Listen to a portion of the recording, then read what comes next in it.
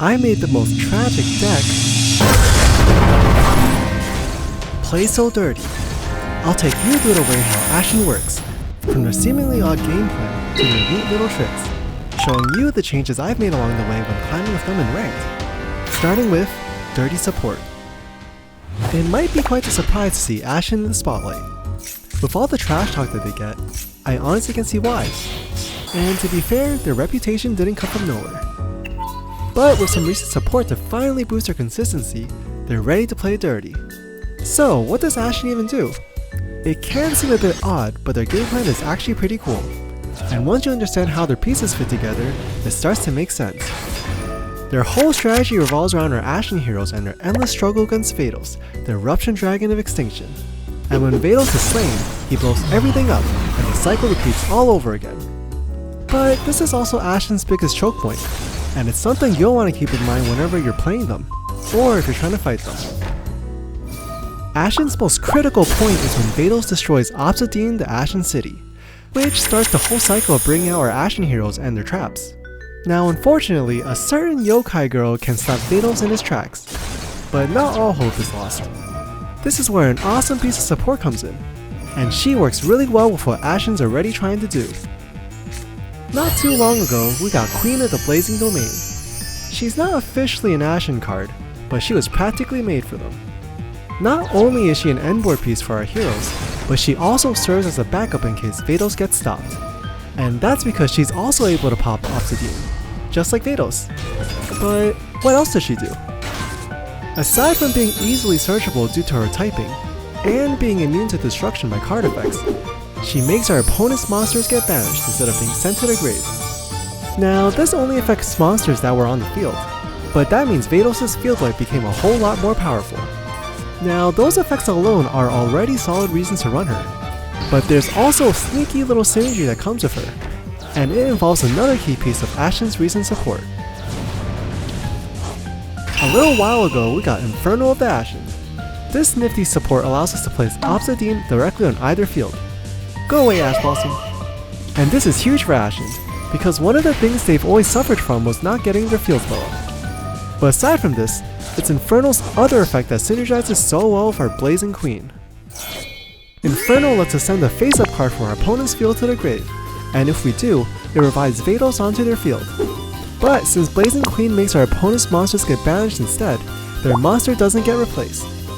It's a super subtle interaction, but a free monster banishment is always welcome.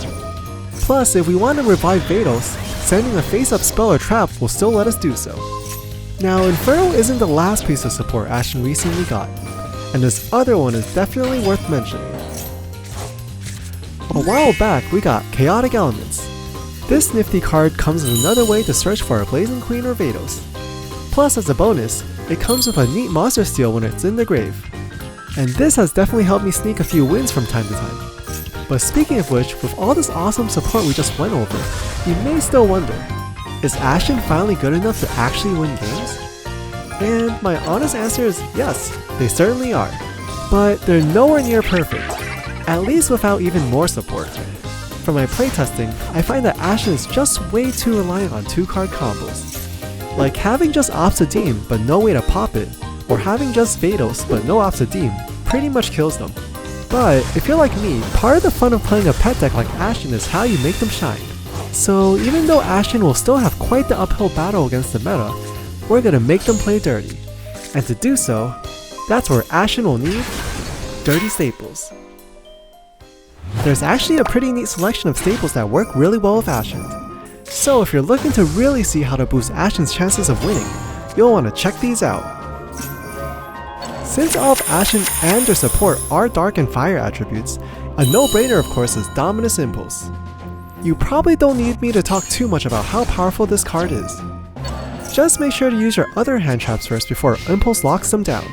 But speaking of which, what other hand traps work well with Ashen? There's actually a really solid option. The Molcharmies are actually quite awesome even when going first. And that's because our Ashen monsters can special summon themselves when Obsidian is on the field. And if you didn't know, a few of our Ashen are level 4. So if we use our normal summon for a Molcharmy, that means we can do some Exceed Summon. And honestly, there's one that stands above the rest. And that would be Infernal Flame Banshee. She's an excellent extender that lets us search for any pyro type monster. And of course, the entirety of Ashen is pyro. Plus with the pyro lock that Ashen puts us in, she fits right in. But aside from the Molcharmies, there's one other dirty staple that works really well with Ashen, and you may have already guessed it. Because Ashen is a fusion strategy, Super Poly works wonders with the deck.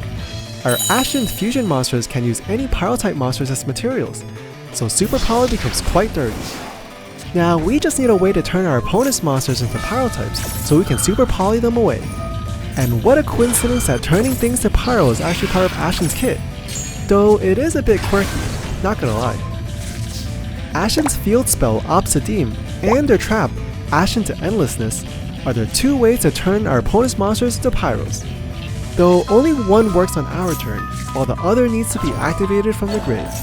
Again, a bit quirky, but when they work, Super Poly hits hard. So even though Ashen is nowhere near as powerful as the meta decks out there, their hand traps and board breakers are super solid. Plus, some games are determined by non-engine alone. But you may still think, is this really enough to fight the meta? Well, there's one more thing that Ashen really needs, and that would be dirty closeouts. Closing out games with Ashen works a little differently from how most decks do. And that's just because of Ashen's unique kit. We're constantly giving our opponent Vados as part of keeping the Ashen cycle running, so it may seem like we're just fighting ourselves at times. And although Ashen does come with several ways to get past Vados, there's actually a neat way to turn this situation into a dirty closeout. After some playtesting, I realized how awesome a certain pyro package is with Ashen, especially since we're almost always locked into pyros. Remember Infernal Flame Banshee? Well, she doesn't just have to search for an Ashen monster. One of the best things that she can search for is the one and only Volcanic Emperor. He's part of a different archetype, but he does work incredibly well with Ashen. Aside from the beefy attack stat that he has to help push for games, Volcanic Emperor loves to be sent to the grave, which really helps when it comes to fusion summoning. A common line I like to do is use both Banshee and Emperor as fusion materials. This way, Emperor comes back from banishing Banshee, and Banshee comes back from being banished. So these two become an awesome pair. But you might think, this can't be the only reason why we're running Volcanic Emperor, right? Well, we haven't even gone into the burn damage he can do. And that's because of the other card in this pyro package. When Volcanic Emperor is summoned, he lets us set Volcanic Emission. This awesome trap lets us burn our opponent equal to the attack of a pyro monster that they control. And guess what pyro monster that would be? That's right, it's Vados. So that means 2800 points of burn damage. Plus on top of this, Emperor deals more burn damage whenever he's summoned, and whenever our opponent special summons a monster. Add all this up and he alone puts quite a bit of pressure on our opponent. Now, although this pyro package is searchable and becomes an awesome part of Ashen's endboard, it does come with some downsides. Both Volcanic Emperor and Emissions are cards you generally don't want to see in your opening hand. Plus, they don't particularly contribute to the Ashen cycle, aside from being fusion materials. But I did do some playtesting to see how it'd be like without them, and it's definitely worth running them, because without them, Ashen just loses a bit too much closeout potential in my opinion. So to make the build a little better, I compensated by dropping King of the Ashen City and Spearhead of the Ashen City. I definitely find that Ashen can still play perfectly without them. Unfortunately, there aren't too many other notable pyro packages I could find that work as well or even better than the Volcanic package. But if you did happen to find some, please let me know in the comments. I love to hear them. So if you happen to be struggling to close out games of Ashen, you may want to give Volcanic Emperor and Emission a try. You might find that that's just what you need.